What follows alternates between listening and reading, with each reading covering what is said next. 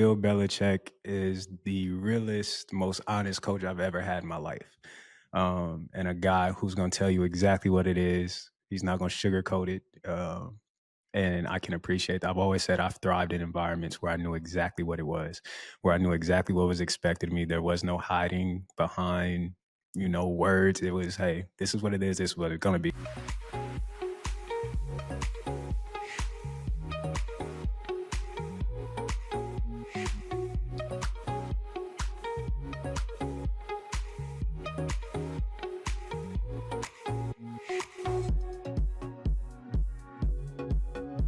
Welcome back, or welcome to Y Option. I'm your host, Yogi Roth, joined by Jim Thornby. And today we've got a great post-Super Bowl edition. We had to find an Eagle who won a Super Bowl. No, it's not Nick Foles. Yes, it is Kenjon Barner, a man who has 3 Super Bowl rings. He's a broadcaster now with the Big Ten Network. He's got a great podcast, Ducks of a Feather. But before we get to that interview, as always, presented by our founding partner, 76.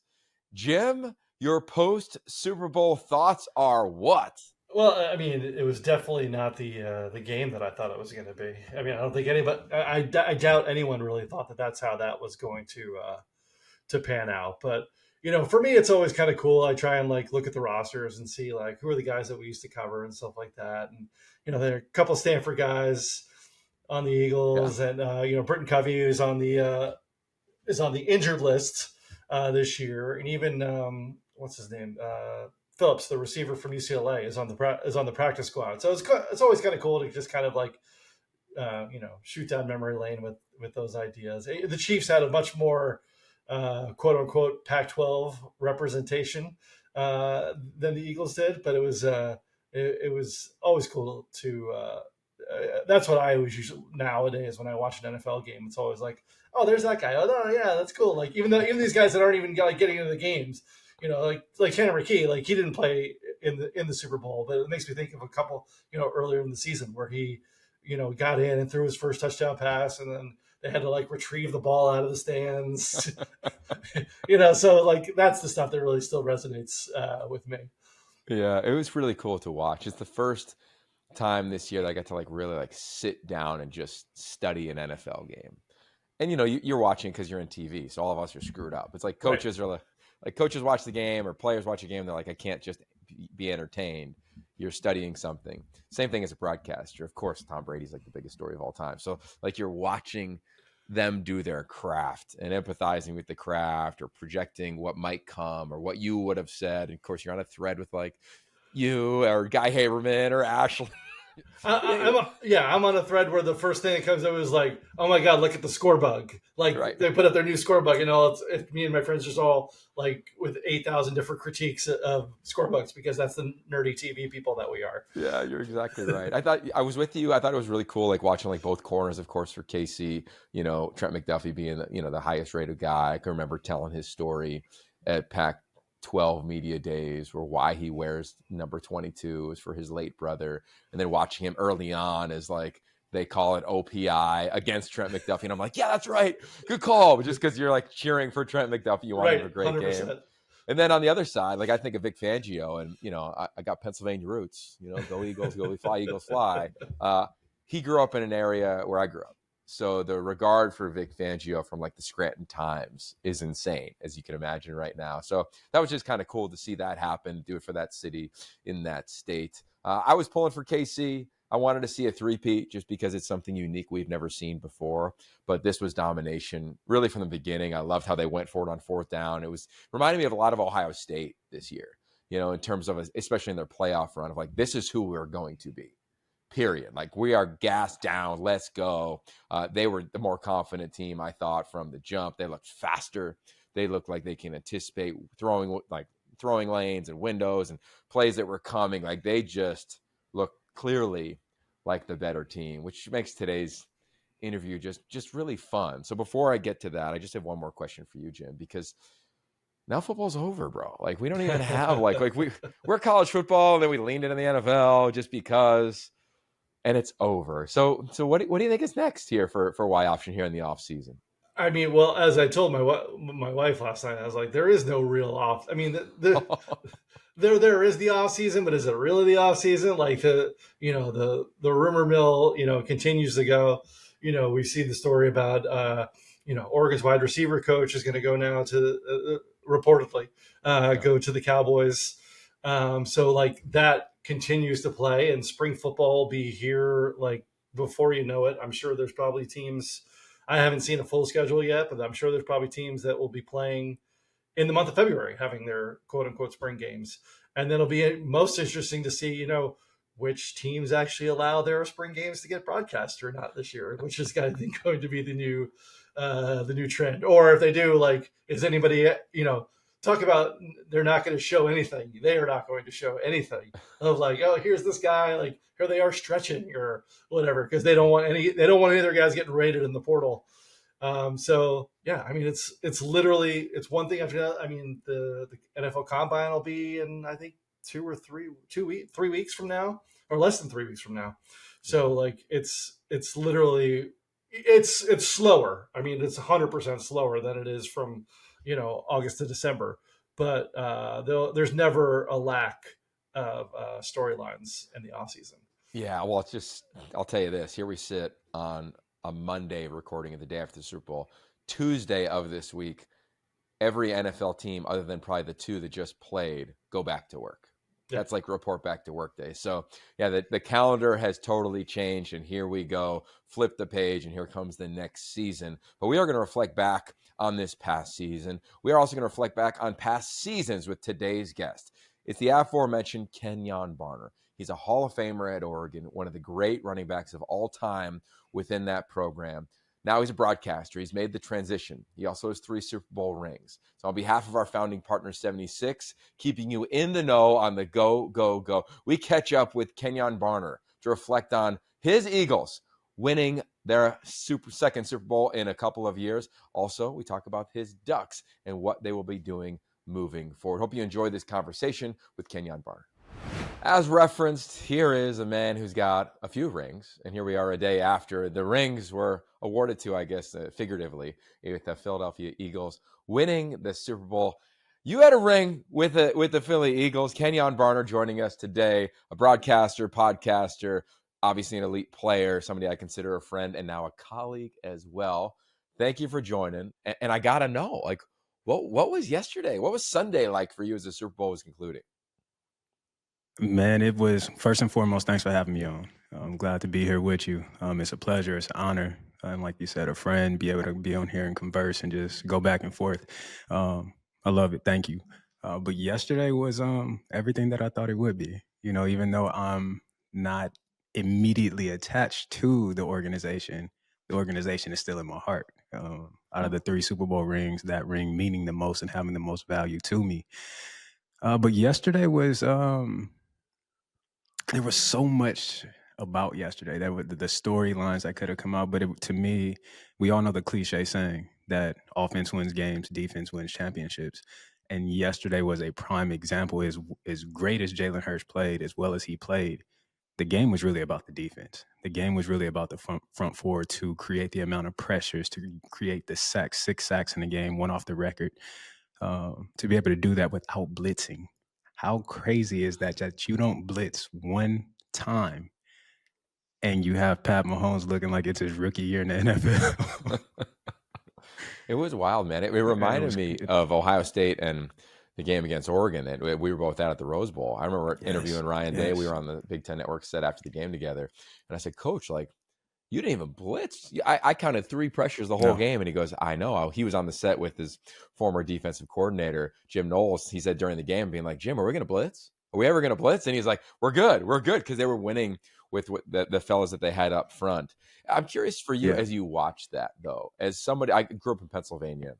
You know what Philadelphia is. How did you lean towards like the fan base? How did you navigate that as a player when you won it? And then how did you interpret that this past Sunday as they were winning it again?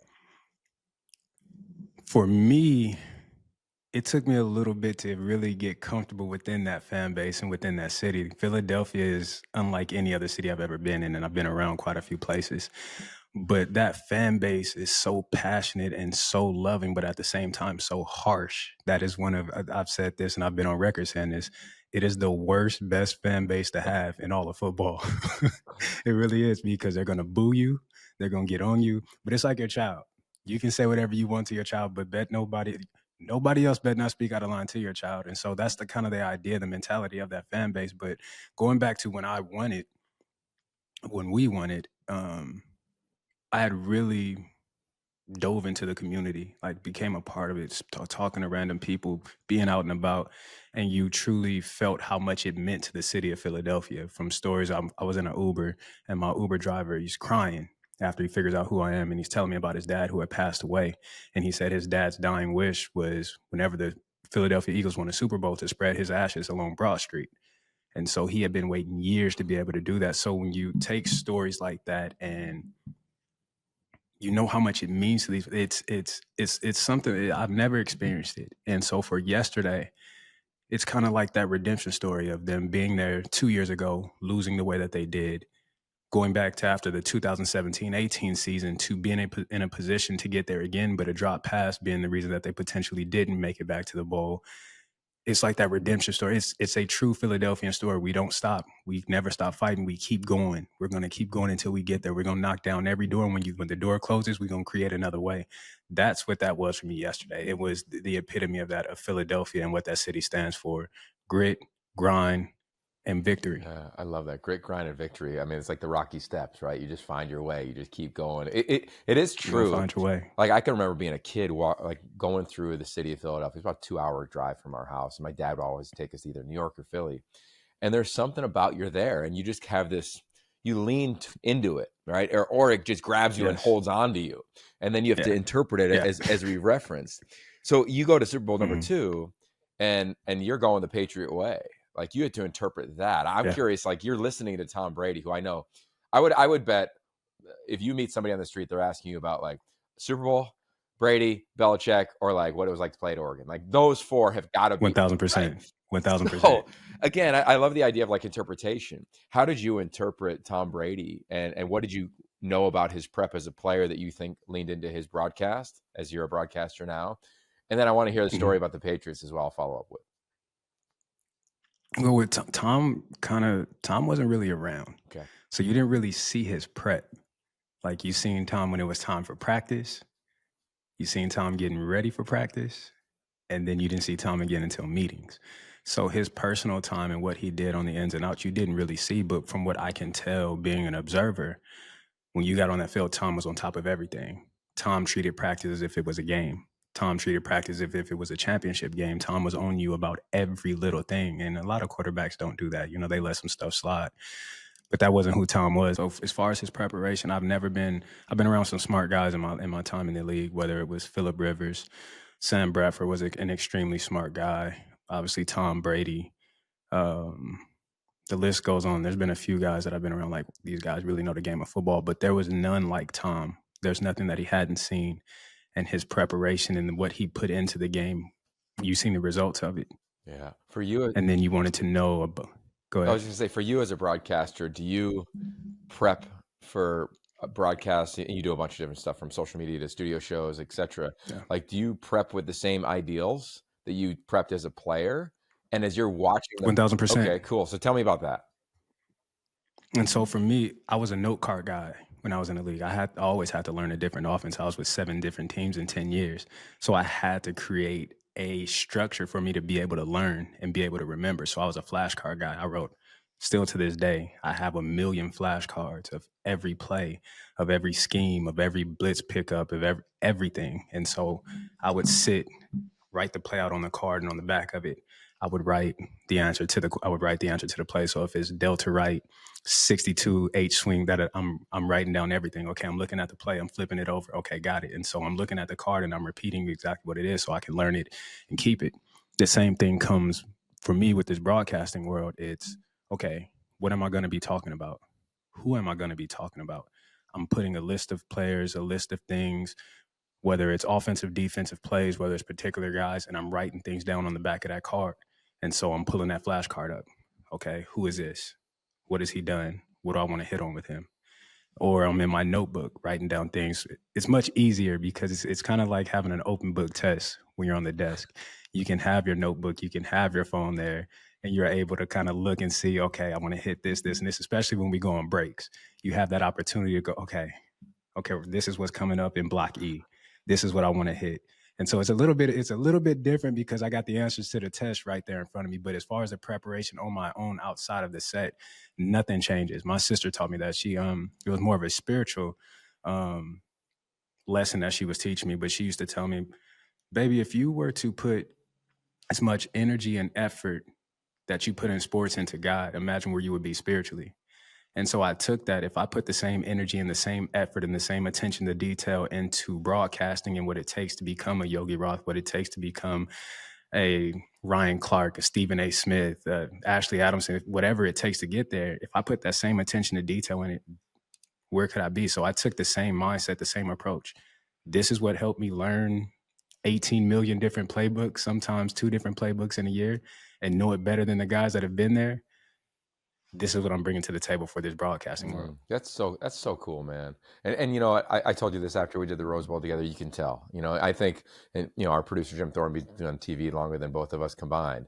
But you can tell when somebody has it, and you can see the path. And I love the mentality you have of attacking it, because that's the difference. I think. Do you attack it with those same ideals or not? I'm curious for you now, as you look back at the Super Bowl that Brady broadcasted. What was it like, again, interpreting it as somebody who was his teammate, who watched him, as you referenced, at practice, knew that he was on every element of it, and now you're a TV guy. You know that it's not as it's. I don't want to say it's not as easy or it's not as hard. Like, I don't want to put a judgment on it, but it's just it's different than playing. It's a different world. So what's it like? What was it like for you? It's a completely watching Tom. Yeah. It's Tom being Tom, obviously a guy who is knowledgeable of all things football, who will probably forget more football than anybody will ever learn and remember. So where he can go, and I don't think Tom truly breaks down football the way that he can, because if he does it at the level that he's learned it, nobody would understand. And so I think Tom is trying to figure his way through this, okay, of how do I not be TB12 and speak football language, but portray it in a way that everybody can understand. So I think he's kind of fighting that battle of trying to find that fine line of giving knowledge, giving information, but knowing that the fan base doesn't have 30 years of football experience and, you know, being in different situations and actually living in it. So it's really cool to see, especially his growth throughout the time, because it started off, and he's kind of comfortable. He's kind of, you know, you can kind of see the comfort, but then yesterday, you hear it. He's getting more comfortable within it. And just like with anything in time, the more you do it, the more you put into it, the more reps you get, as you've told me many, many times, the more comfortable you get. So it's you're seeing what greatness looks like in a different field and how he's maneuvering and operating through the obstacles that he faces and trying to be Tom Brady just on the broadcasting side of it. Ready, set, dream cabin nestled in the woods. Just 4 hours to go. New job halfway across the country. Butterflies before a first date. Wherever you go, 76 fuels all the ways you go, go, go. How have you been able to maneuver the same things? You know a ton of football. You knew, would you say, 7 playbooks in 10 years, to now take the complex and make it simple as a broadcaster? For me, it's having people like you. It's having people like Ashley. It's having people. This was all new to me. And, you know, I'll continue to say this wasn't something that was on my bucket list of things to do. This was something where I was led. This is all God. We had this conversation on set, and I'll continue to point. I can't take any credit for this at all. None whatsoever. And the word all says that sometimes God will make it so you can't give any credit, and the only one that can get the credit is him. And so me being somebody who's denied this time and time again, from my friends telling me, what do you think about broadcasting? I don't. Do you want to do broadcasting? I don't. To my agent reaching out to me and saying, what are you doing? Nothing. What are you doing with the football stuff on social media? Oh, I'm just talking about football. I'm talking about Oregon. You're broadcasting. No, I'm not. So I've denied this at every time, but So this world is new to me, but coming into this world, I've been very fortunate to, again, have a Yogi Roth in my corner who I can sit and I can talk to, I can text, or while we're on set, I can ask, do I need to do this or do I need to do that? Or Ashley, who has poured into me in a way that I can't even explain from the very first time that we met in our car ride at in Indianapolis at the Big Ten Championship. We just talked for about 20 minutes all the way to the hotel. And again, just poured into me in a way that this has been my story, whether it be sports, playing, or being on this side of it. Like, I came into the league as a rookie, but every vet that didn't have to pour into me poured into me. Jonathan Stewart, D'Angelo Williams, Mike Tolbert, Jordan Gross, Steve Smith. I leave Carolina, I get to Philadelphia. Shady McCoy, Deuce Staley, Jason Avant, Darren Sproles, Brandon Graham, guys who are already established, people that are already established. Nobody has to take to me the way that they do, but this has been my life. For whatever reason, people take to me and they teach me. And so walking in this world, it's been made a hell of a lot easier. Like I said, when you have people like yourself who are willing to give the game to an up and coming guy who's trying to strive and reach the points that you guys have already gotten to. So that's a hard question for me to answer because I'm kind of getting emotional right now just talking about it. I am. Because it doesn't have to be that way. You know, people don't have to help you. People aren't required to help. People aren't required to give you information. People aren't required to do anything, but for whatever reason they do. And so this transition has been made, I don't want to say seamless. I would go Tyvis and, you know, all those guys on the tailgate shows. Like literally, I've been blessed. And it's you guys have made this transition easy for me, and I'm an observer, and so I sit and I listen to you, and when we're on air, I hear how the fluctuation in your voice goes up and down when you're talking about certain things, where you get more, you know, dramatic when you're talking about certain things, and when you pull back, and how you're telling a story and selling a story. You're one of the greatest storytellers out there, and I hear Ashley how she's leading when she's dictating questions and keying guys up. I'm paying attention to all this while still trying to do my job. But while I'm in the midst of it, I'm picking up on everything that these vets are doing. And it's no different than football. You know, you get put in a position. Your job is to come observe and learn. And when your time comes, you flourish based off of those who you've watched and who have poured into you and helped you. Yeah, that's cool, man. Well, number one, it's fun to do that. Number two, I think as a broadcaster, the coolest part, I'll say this, in college football right now, it's easy to light it up. Man, the player's getting paid. It's professional, blah, blah, blah, blah, blah. I believe this, that when you get on a campus, you still feel the connectivity, the energy, the desire to seek. I call it like seeking and learning and trying to gain insights. I'm a teacher now at UCLA. I'm an adjunct professor. I love going there because every time I want to like light up college sports, I just walk on a campus and you just feel that energy. I say that because I remember calling your games and meeting you in production meetings. So for all the players that aspire to be Kenjon or on air, treat the people with tremendous regard when you meet them. Because we don't forget that. I know I speak on behalf of Ashley and myself for sure, and anybody else. I was you when Herb Street came and called the game at Pitt, and he was probably early 30s ish, and we sat down and we just started talking about the game, and I started giving him insights on the game, and he started giving me insights in broadcasting. Got his number, and I'm going to guess that's like 2002, and we've stayed connected ever since. And I think there's the outreach side of it, and then the other side has to be willing to pour into it, and that to me comes from a place of abundance probably than one of scarcity, because I think there is a world in broadcasting can be so competitive. I want that job. No, I want that job. I got to protect this job, and that to me is for the birds, man. Okay, let's get back on track because I got some specific questions I want to get to you, and I love. Before you go, I want to add. Can I add something to what you just said please. Before you go? And it fits perfectly. I tell kids this. I just emceed, as you know, we flew back together, the Oregon National Signing Day, and I was able to share this with them. But I share this with anybody that I talk to, especially in the sport world, young kids, whether it's businesses.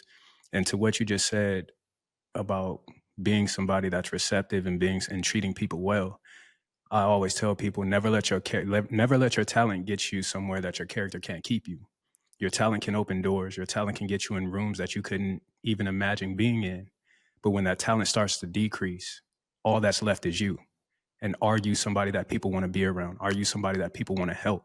Are you somebody that people can trust with their business, with their kids, with their young guys on their team? Talent is cool, but character is everything. Character is what really got me 10 years in the NFL. Character is what kept me in locker rooms because they knew who I was. So to your point of treating people with respect, that's character. That's who you are as a person. That's what you show on a daily basis. That's what you do when no one's looking. That's what creates relationships. Yeah, your talent that'll open the eyes. That'll spark the conversation.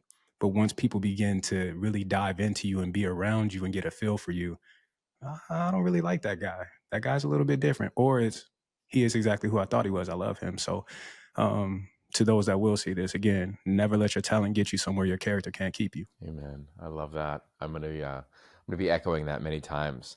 So let's talk about your next Super Bowl. Tell me about your ring.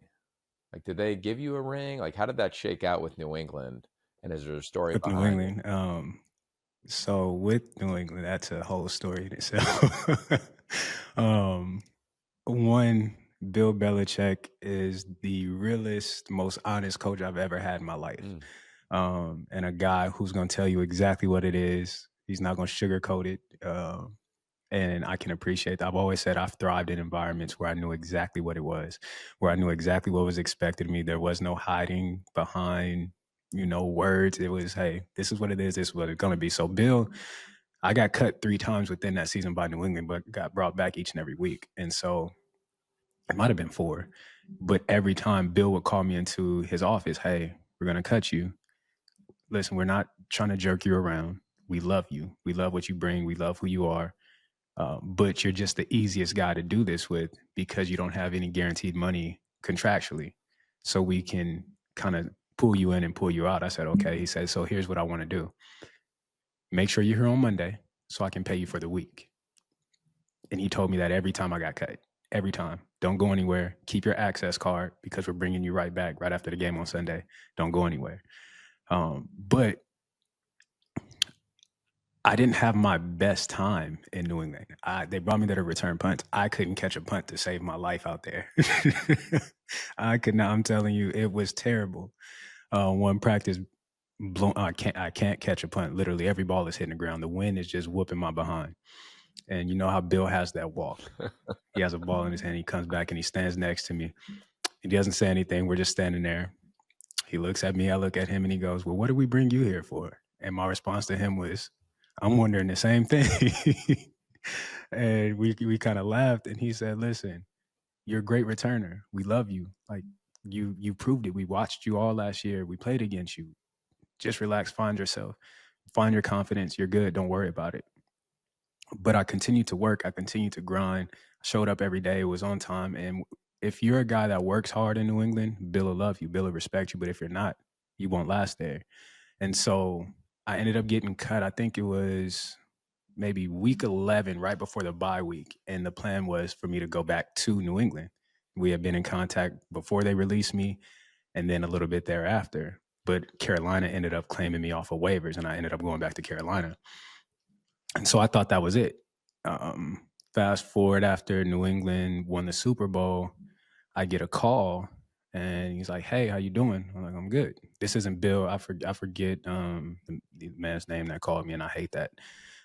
But he's like, hey, how you doing? I'm like, I'm good. How are you doing? Like, what's going on? Like, what is this call for? And he's like, man, he's like, you really left a mark here. And Bill loves you, and Bill wants to give you a Super Bowl ring. I said, what? I said, what do you mean? He said, Bill thought you played an instrumental part of this team in times where we needed you, and he wants to reward you. He wants to give you a ring. So give me your ring size, and we'll get a ring sent out to you.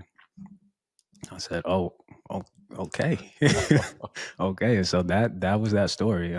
Literally, I was going from that team from week 11 throughout the rest of the season. And not only that, they paid me as if I was on the team through the playoffs.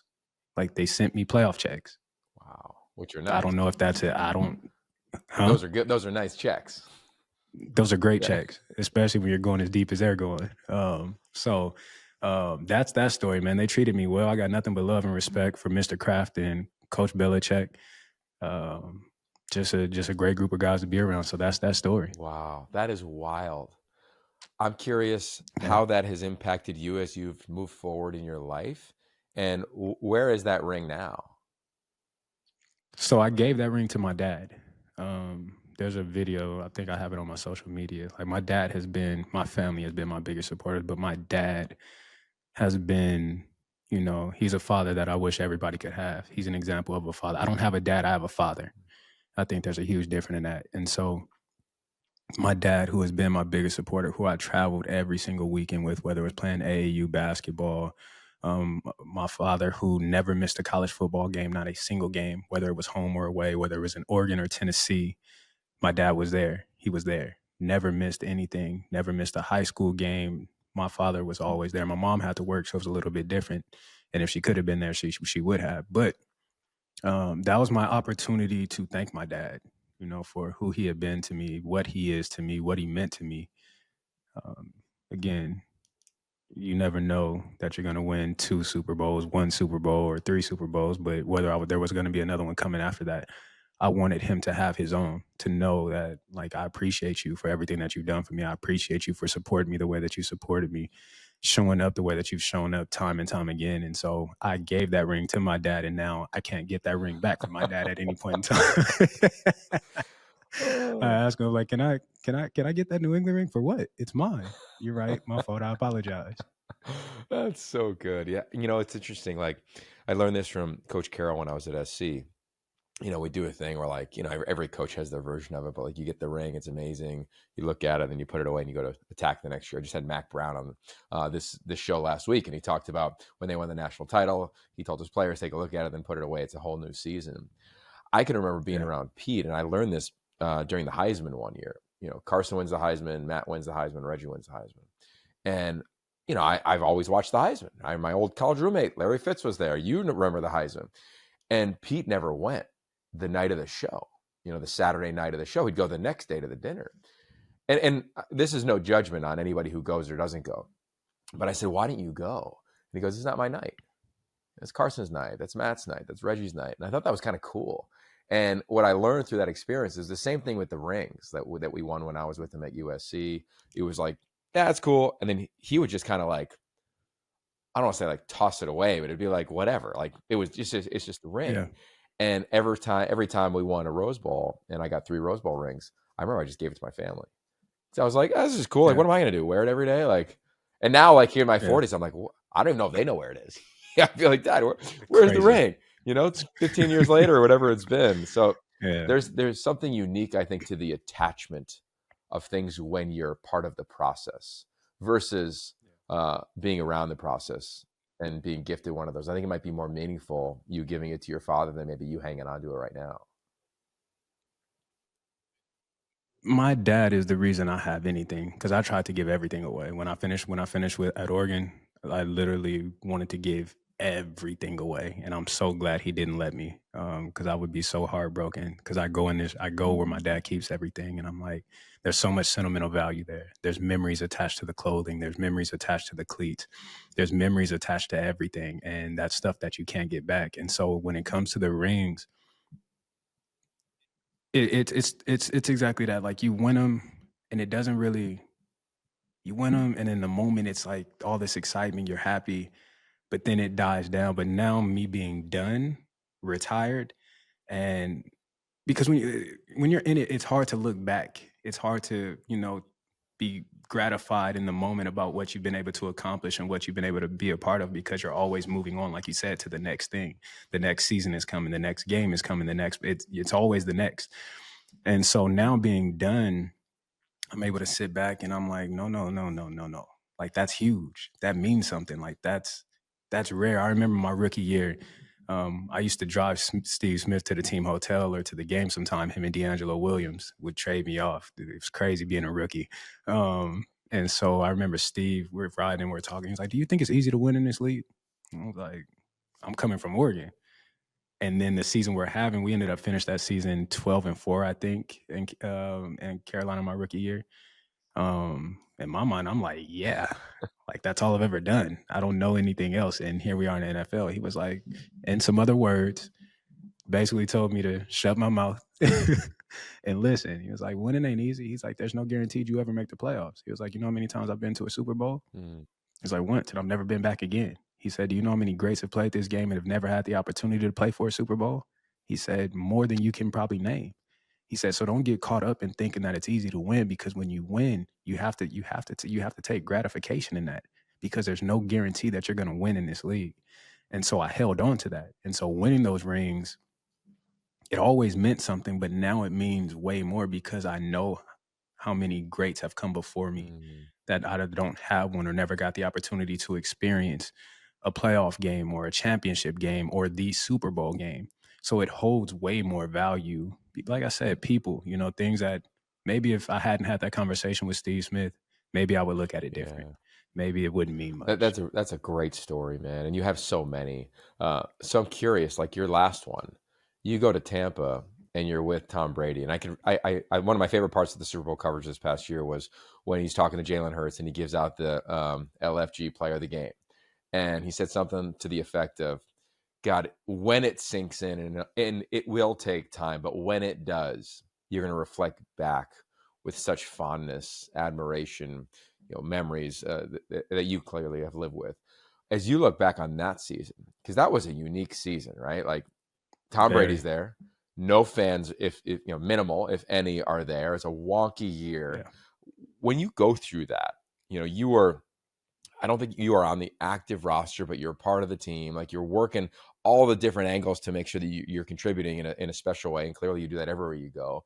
Like how do you even navigate that? And how can you explain the experience of 2020 Tom Brady and your third ring? It's exactly like you said. It's kind of hard to explain because you kind of have to be there to witness it and experience it. But it was, you can't be close to anybody. Well, we can't be close, but we got to practice. So how are we going to do this? So it was something serious to figure out and how to navigate. But when you have a guy like Tom, when you have a guy like Bruce Arians and the coaching staff, they make it seamless, they make it easy. But that year was absolutely incredible because it was an unknown. We as players, we feed off the fans. We feed off the crowd noise. As a home team, defensively, you feed off of them being the 12th man on the field and disrupting the offensive snap count. As an offense, you feed on the cheers and the praises when you're making big plays. And so it's like you're having to muster up your own energy. You're having to muster up your own bolt of confidence. You have to be your own motivation. So mentally, it was a completely different season because you literally had to be the reason. There wasn't anything else. It was you, your teammates, hearing your coaches all game long because there is no crowd noise, so you can hear everything. So it was a different world to navigate. But again, having a guy like Tom, you kind of mute out all the noise and all the distractions because you know what you're here for. At the end of the day, yeah, this season is different. This season is weird. It's COVID. You can't talk. You can't touch. You can't be. You can't do anything. You can't live. You can't breathe. You got to wear a mask everywhere. But we're here for one reason and one reason only, and that is to win a Super Bowl. So don't lose sight of that regardless of what's going on around us. We're here for one thing. Keep the main thing the main thing. So that season as a team was really – that wasn't the best locker room to be in. There were some characters in that locker room, man. As fans, you don't really know the ins and out of what goes on behind the scenes and what teams have to overcome and what players they have to overcome and the dissension that's in locker rooms. And there's a lot that goes on. But for us to win that Super Bowl and win it in the fashion that we did, that speaks volumes again to that coaching staff and speaks volumes to the players and to Tom Brady being able to lead this group of men who weren't always on the same page, and I think every team could kind of have those stories. Yeah, I think every team does. I think something that I'm super curious in, and I bet the listeners and viewers are as well. You played, at every level, right? You referenced you and your dad going to AAU hoop tournaments, clearly your time in Oregon, a bunch of teams in the NFL. Take us through, like, what is the dynamic of a championship locker room? There's a saying, there's too many Chiefs, not enough Indians, meaning that Everybody wants to lead and nobody wants to follow. But when you're in a championship locker room, everybody knows their role. That's what makes championship teams win. Everybody knowing their role, being comfortable within their role, and accepting their role. Knowing that they don't have to be the guy, that it may be this guy on this day, maybe that guy on this day, but then it's also from the coaching staff to the players, there's a different level of trust. I'll go back to Philadelphia, the most together team I've ever been on. I don't think there was an issue not one single time on that Super Bowl team, but it was always support. But when you talk about the coaching staff was coming to the players. What do you think about this? We're in offensive meetings. Doug is, do you guys want to run this play? No? Scrap it.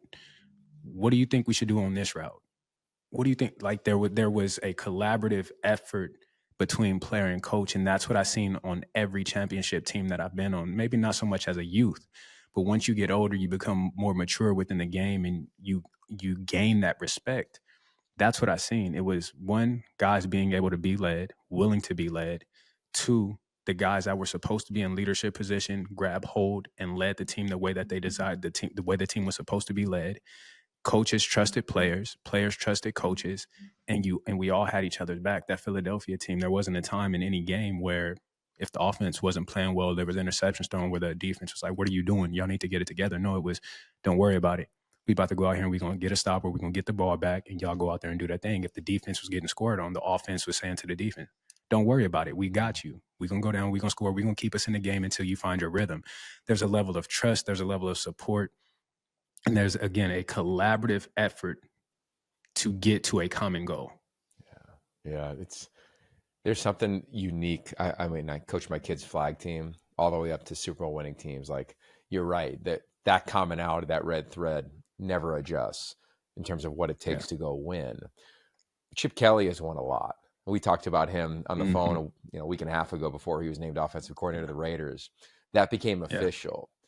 What do you think about Chip, Pete Carroll, and everything that the Raiders brand stands for happening in Las Vegas? I think Pete Carroll is the perfect man for that Raiders head coaching job. His demeanor, his attitude, his approach to the game. He's old, but he's young. His ability to connect with his players, but not only from that aspect, his ability, he's a winner. He's a proven winner. I love the fact that he's there, because when you have a coach like him, you're going to give him time. You're going to give him the space that he needs to create and foster the environment, whether it's bringing players in or getting players out. I love that for him, and I love that for Chip, because there's a sense of stability. Now, obviously, the NFL is a win right now league.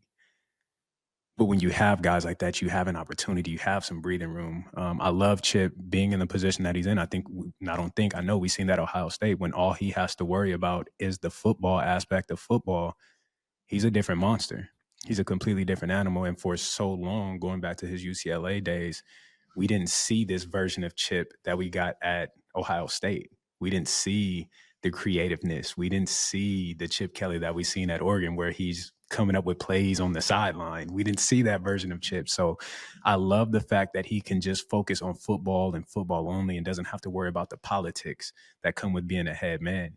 And again, being willing to accept the role, being able to humble yourself. Okay, let me come here. Let me do this offensive coordinator job, focus on this, and help this team. And I think them two collabing together, I think it's going to be crazy. I really do. Was there a moment for you when you were coached by Chip, because you were with him, a couple times, where you were like, damn, this guy is on a different level? And if so, was there a story associated with that? Plenty moments. If you're talking about it, I'm a firm believer in everybody can't like you as a head coach. If everybody likes you, I think you're doing something wrong. Chip's first, when he became head, I'll give you two stories. When he became the head, just from a coaching standpoint, and then from his ability to create. The first thing he did when he first got hired, we called a meeting. We come in and there's a bunch of empty seats in the room, a bunch. And we're like, oh, these dudes is late. This ain't good. We let this guy go, this guy go, this guy go, this guy go, this guy go, this guy go. If you want to leave, you could join them. Let me sit up. Let me get it. And so that was the first impression of, okay, this guy's not here to play. This guy is not playing any games. This guy's serious about what we're here to do. That was the first impression of Chip, the first interaction where I'm like, okay, he's different. Now, Bellotti was a great coach. Bellotti was a player's guy. Bilotti was more laid back. He was more chill. He was fun. He'd get on you, but he wasn't that. The next thing, and I think the biggest piece for me, was one, hearing Chip talk about football and hearing like his mindset and how it, when you speak to geniuses, guys who are genius, it's different. There's a different level of intelligence when it comes to the conversation. And so listening to Chip when he's breaking down plays, you're kind of like, how did you see that? Like we're looking at the same things that you're looking at, but I'm not seeing what you see. I'll go to this was my senior year. We're playing Oregon State. We're killing them on the ground. We're running outside zone, outside zone, outside zone, outside zone. We're late in the fourth quarter. We line up. Chip calls a timeout, tells everybody to stay on the field, pulls me to the sideline. He said, as soon as you get the ball, cut back. That's not how the play is designed. The play is designed for me to take 3 steps, then make my read. You're telling me to go against everything that you've taught me in this play. Are you going to trust me? Yeah, I'm going to trust you. So we snap the ball. As soon as I get it, I don't take 1.5 steps. I take 1 step, I plant my right foot, and I cut. The hole is as wide as the Grand Canyon. I break through. I look up 52, 53 yards downfield. I get up, and I look to the sideline. He's laughing and winks at me. I said, this guy is absolutely different. And I go to the side. I'm like, bro, what did you see? We had just called the play. You had just called the play in with the signals. We're getting ready to run it. What did you see that fast? What did you see? He said, well, I'm watching the guys. I'm seeing how they're cheating. I'm looking at how they're playing you. They're expecting it. You're going to do what I told you. You may make a great play, but I see something that you don't. He said, I'm glad you trusted me. I said, yeah. I said, you're different. I said, because I don't know how you do that. He did that so many times, bro. On this play, I don't want you to do this. Change this just a little bit, do this. And it works. Just having to be able to foresee things and how they will play out versus being in the moment and doing it how it's supposed to be done. Like, he's a genius when it comes to offensive football. I love that. It's so good. Well, you referenced earlier, we were both on the same flight coming from Portland down to LA a couple of days ago. We were up in Portland for National Signing Day in a version of like just programs celebrating their year. We know what signing day has become. It's a little different than what it was when you signed or when I was covering you back in the day. So you had Oregon and you had their celebration. I had Oregon State and their celebration. The difference between us is that you played at Oregon and you're actually going to the Oregon Hall of Fame. When you got that phone call, I'm curious what that was like for you and how you reflect back on your time in Eugene. And now you're coming up as an ambassador of the program, covering the program for the Big Ten Network and your podcast. That moment was a surreal moment. It was something that I had never thought about. Literally, up until that's not true. The year before when LaMichael went in, I was like, I wonder, like, could I go? Did I do enough to go? Like, my guy went, maybe, I don't know. That was the first time that I had ever thought about an Oregon Hall of Fame. And so fast forwarding a year later, and Rob calls my phone, the AD.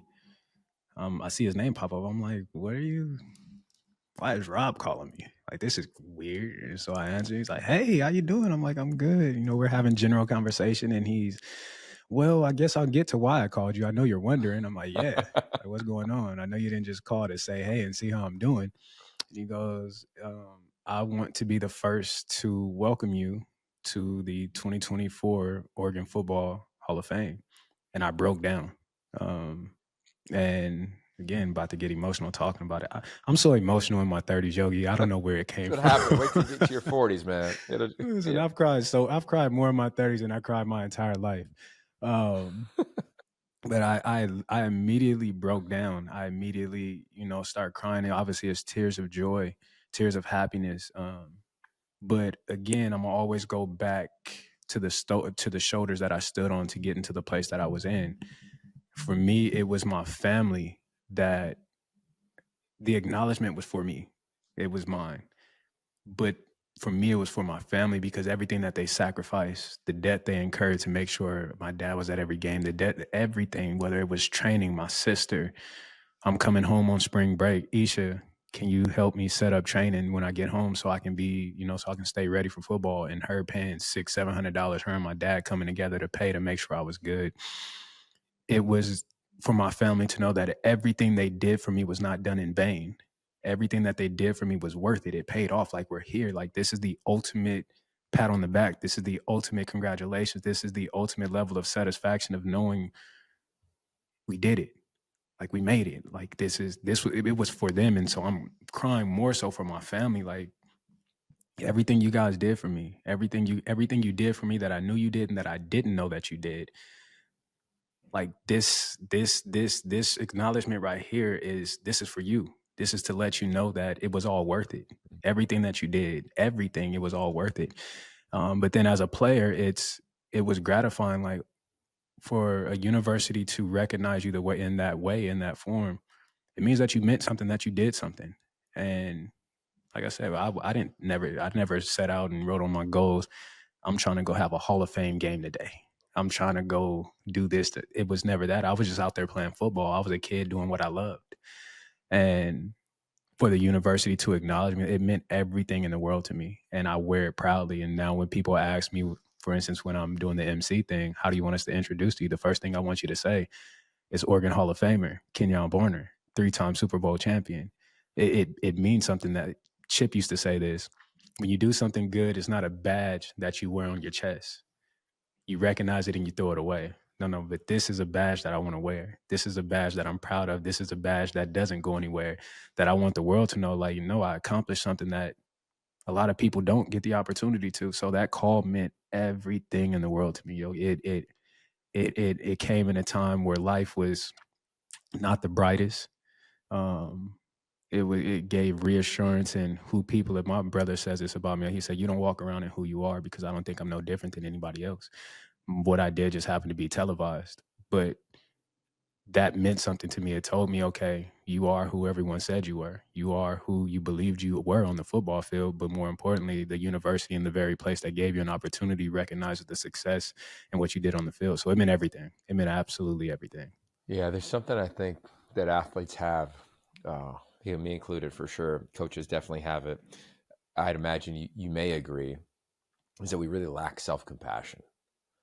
I talked to Coach Brown about it last week, about coaches, right? It's always like, we got the win, next play, right? Very rarely do we stop and say, hey, you're a great teammate. Like, you did a nice, give yourself a high five in the mirror. Mel Robbins, this thought leader, she wrote a book about giving a high five in the mirror. Like, just a little thing like that. And I feel like when you're a highly competitive and driven athlete, whether you're an elite performer or an average one, your drive sometimes can cloud or just force you to move that thought of self-compassion aside, because you're like, I got to get back to work. I got to get back to work. And I know it's not healthy, having lived that and learning that self-compassion is a good thing. I'm curious for you, as you've navigated this, postpartum of your playing career and began the bridge to this new one, how you view that phrase. I love it, and it's something that I try and do more often than I don't. One of the biggest pieces to the puzzle for us as people in business and sports and in life is self-talk. We beat ourselves up more than we congratulate ourselves. We tear ourselves down more than we build ourselves up. And I think there's a healthy balance to that. You should always be your toughest critic. There's no doubt about it. You should always be hard on yourself, because if you aren't, one, you won't be great. Two, if you do, you'll push yourself further than what those around you are willing to push you.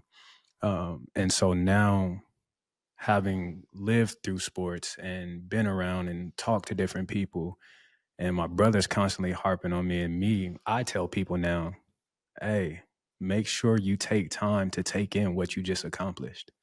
Make sure at some point in time, when you can, give yourself a pat on the back, because what you're doing is no small feat.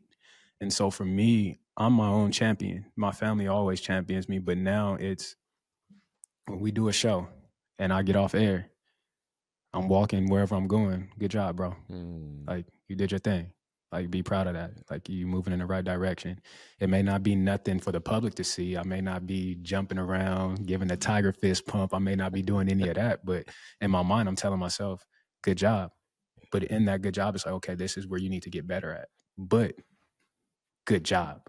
You did what you were supposed to do. You did better than what you thought you would do. Good job. Keep going. I hear you say that, and I hope every young athlete who is watching this is is doing that to themselves, because we're in an era where we just referenced signing day, right? Where a bunch, I'm sure at your event, there were a bunch of guys that came via the portal. There were at the Oregon State one that I was at. You referenced LaMichael, Hall of Famer. You're a Hall of Famer. You guys are right there, same room with one another, right? Back to back with one another.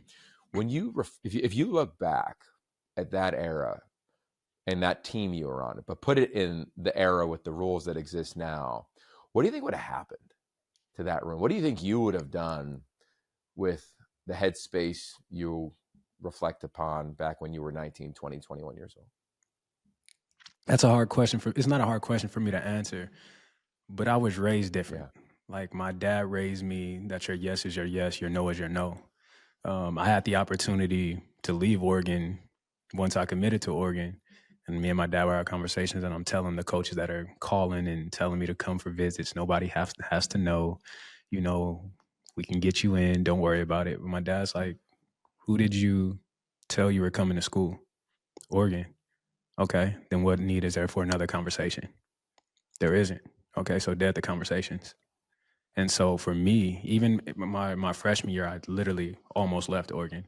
And it wasn't so much because of football, but I had never been away from my family. The longest period of time I've been away from my family up into that 18 years, 19 years was like a week. And so I'm like, bro, I don't know anybody out here. I haven't found my circle of people, my network. I'm homesick. I miss my mama. I miss my brothers. I miss my dad. I miss my sister. It's cold out here. It's raining. I need to go back home, like literally to the point where I was packing my stuff up and Patrick Chung and Walter Thurman showed up to my room like, hey, what are you doing? No, you're staying here. We got you. So for me, I've always been a fan of the wait. That's been my story in sports. I've always had to wait. So I never had a problem waiting because I know patience produces perseverance. And so for me, I think I would have I think I would have waited my turn because that's been my story. I'm a different person when it comes to that. With money involved and all of that, I've never been one to chase a dollar doing anything that I've done, whether as I've gotten older in business, I don't chase money. And I think oftentimes nowadays, I think more so than the kids, I think parents are chasing money. But that time, NIL, me and LaMichael would have killed. We absolutely would have killed. And it wasn't like I wasn't playing. I was still playing. Me and LaMichael were still splitting carries. So, as the man I stand today, it's I don't know, who knows what a 19-year-old immature kid would have decided, when nowadays where kids are kind of playing schools against each other. Well, this school said they'll give me $300,000 if I go here. What are you going to give me? Okay, you said this, and then going back to the other side. Well, my current school said they'll give me $325. What are you going to give me? So it's a dangerous game, but I think there's something in staying. Staying power is something that isn't exercised enough. What you gain from that, the experience, the knowledge, the wisdom. The portal these days and all this isn't life. I think we're setting these kids up for failure, where guys are just capable to jump from here to here to here to here and go for the best deal. That's not life. That's not what life is. That's not what the next level of sport is. You don't get to choose where you go. The team that wants you chooses you, and you're there until they're done with you. You don't get to say, I'm done, release me. No. You're under contract. And so I think we're in a dangerous way with that. But I want to stick to what you asked me. With that room, I think that room would have remained what it was. We were all close. Me and LaMike being the young guys, but the older guys to the young guys, because we're playing, like we had a real close-knit group in that running back room. Like literally with LeGarrette, with Jeremiah Johnson, with Kenny Bassett, AB, B. Marsh, DeAnthony Thomas, like just the list goes on. But we all welcomed each other in. Like we comforted. We were there for each other. So I don't know. Those rooms were different, and it was a different breed of player in that room. And then when you have a guy like Coach Cam, I don't know too many guys that's willing to leave Coach Cam. You're not going to find a better coach. You're not going to find a better man, somebody that's going to stand in the gap for you and be there for you. So I don't know. It would have been, something to see, but I truly believe that room would have stayed the same. Yeah, I love that, man. Different era that you played in, but what a beautiful team. And the connectivity, I think, from any age, but especially the teams that you were on, would have just continually ran through, regardless of the spot that you're at in your career. All right, let's talk about running through, because Oregon kind of ran through the Big Ten in year one with Dan Lanning. You got a great podcast, Ducks of a Feather. It's really cool. You and Jonathan Stewart, you talk college football, but there's obviously a lean towards the program that you love. But now I'll call it the program that we all love under Dan Lanning. What have you learned about him in this short period of time that he has seemingly taken Oregon to another level than it has been at in their first year in one of the biggest leagues, not the biggest league in college football? So I'll give you two different perspectives on what I've learned about Dan. One from my personal experience, and then being able to talk to players and develop an idea of who Dan is and what he represents through the players' eyes. For me, nowadays, I think one of the hardest things to find in a coach is a man that is a man of his word to these young guys. There's so many guys that'll tell you, oh, I'm not looking elsewhere. I'm not looking to do this. And the next thing you know, they're signing another contract elsewhere. We lived it at Oregon. When that Alabama job became available, in my mind, I was always like, if an SEC job comes available, I think we'll find out about, Dan. And when he denied it, I immediately shot him a text. He stood on his square multiple times during that time. I'm not going anywhere. I'm not leaving. I'm like, okay, we've heard this. But for him to stand in that, I shot him a text, and I told him, I said, one of the greatest things you could do for a young man is to be a man of your word and to stand tall on what you've said, and you've done that. So I can only imagine how those players feel about you. I said, I don't care what you do on the football field. I will always respect you for being a man of your word to those kids, not to the fan base. You don't owe the fan base anything, but to those young men. I said, I'll always respect you more for that than what you'll ever be able to do on the football field. The other day on the podcast, we had Trayshawn Holden on, and we were talking to him about Dan and what Dan meant to you. And the theme that continues to pop up with players and Dan is family, and his ability to treat everybody and welcome everybody in as if they're family. And when we talked about those championship level teams, when you're the head man, there has to be that. You have to set the tone for the environment. And Dan is willing to give of himself in ways that I don't think a lot of coaches are willing to. He's willing to open himself up. He opens his home up to these guys. Trayshawn was telling me that it's random days of the week. Dan would just be like, hey, come over. Like, what coach is really doing that? What head man is finding the time to make time for his players in that way? And so Dan is one of a kind. Dan is somebody, and I said this at the signing day, we're in great hands. As long as he decides to stay here, as long as he's willing to stay here, this program is in great hands and is moving in the right direction. Win, lose, or draw, I'm standing behind Dan Lanning because I know what he stands for as a man. I know what he stands for as a coach. And I know what he feels about not only the program, but the city of Eugene, and what he's willing to stand on with these young men. Dan is one of a kind. And if I had any eligibility, any left, you could bet your butt that I'd be right there in Eugene, Oregon playing for Dan Lanning. Yeah, I think I would agree with that. And then hopefully just transition to the Raiders and play for Chip and Pete. And then we just call it a career. We're good, man. And away we go. We got the Cali flock with the bird. I love it. Hey, great time with you. I think we'll end on this with Dan Lanning. The DNA traits that he references often are connection, growth, toughness, and sacrifice. The connection is my favorite one. Yeah. He's poured into that community. To your point, he's poured into the players. He's poured into the alum. And I think for all of us, wherever we sit, whether we're broadcasters or coaches, like, connection is the best part. It's what football really does. So I just want to say thank you, Kenjon. It's been great watching you grow and thrive, and now staying connected in this new phase of your life. You're a rocket ship, man, and it's so fun. Appreciate you. Connect with you on a bunch of different levels, man. And thank you for the time today. Thank you, man. I appreciate you. And anytime you want to hop on and chop it up, I'm here. I appreciate you, man. Thank you.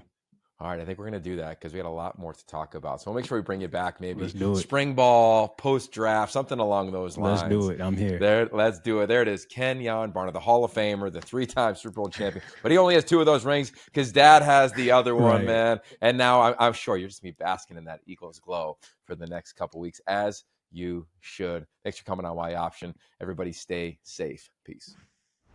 It's the Afterglow. I'm Yogi Roth. Always joined by Jim Thornby. That was Kenjon Barner, presented by our founding partner, 76, keeping you in the know on the go, go, go. Jim, your thoughts, things you wish maybe we asked, and we kept him a little longer than a traditional guest, but I thought he was just awesome, man. Well, it's funny because like we originally were hoping to do something with Kenyon around the Rose Bowl, and the timing of things just didn't work out because obviously he played the Rose Bowl with Oregon, and it was just all like the timing of that was perfect. And then you ran into him at the airport last week, and you're like, "Oh, let's get Kenyon." And I'm like, "Yeah, let's do it. That's great." And then in like the prep for the show, it was just like I was like, "Oh yeah, Kenyon won. He was on that Eagles Super Bowl team," and I'm like, "Let me start." Like I started looking stuff up. I'm like, "Oh, he's only one of two guys ever to have win a Super Bowl ring with three different. It's him and Matt Millen to win with three different teams." Now, obviously, each one of those Super Bowls for him were very unique experiences, but it was just kind of cool. And then the thing that really stood out to me, the whole thing is it's so cool. Like I miss working with the young broadcasters like that, like where he's really at the point of finding his voice and finding that comfort level of telling those stories. And you can tell like he's so thoughtful in what he's doing, and just as he continues to grow in this industry, I think he's got a real career ahead of him. Yeah, it's gonna be fun to watch him find his way along the broadcasting path, whether it's games, studio, podcasting, social media, on set, game day, live with the crowd. Like he really is one of those 5-tool players, if you will, who's been able to find success in all of them. Maybe he'll just continue to have success in all of them, or will he pick a lane? Can't wait to find out. To me, if there was one thing I wish I asked, I wrote it down. We just ran out of time. I wanted to know about Super Bowl parties. Like, I want to know what it was like after you win. I mean, I know from like my friends who coach in the NFL, and they've told me about those parties or have played. I've heard those, but I've never had like a live on-air conversation with Kenjon Barner of like, what is it really like at that age, and what is a winning Super Bowl party like? Because both teams prep for it. They book a band or a guest, like, and the parties still happen. It's just one is like off the hook, and the other one is probably a little bit sorrowful. So yeah, well, they make the merch, because you saw Bill Belichick's girlfriend was wearing the Atlanta Falcons Super Bowl champion T-shirt, and the ultimate troll job of all time this weekend. So kudos to that. Yeah, kudos to that. And I feel like you can troll more in college, so maybe she'll become like, who knows what? Like we'll be tracking that here at Y Option. There's some Duke T-shirts in her future, I'm sure. Yeah, I would imagine. I would imagine that. Okay, let's not go too far down that one. All right, let's shut it down here. As always, Y Option, really proud to bring you thoughtful dialogue around college football through the lens of the West Coast. We got a road trip coming up.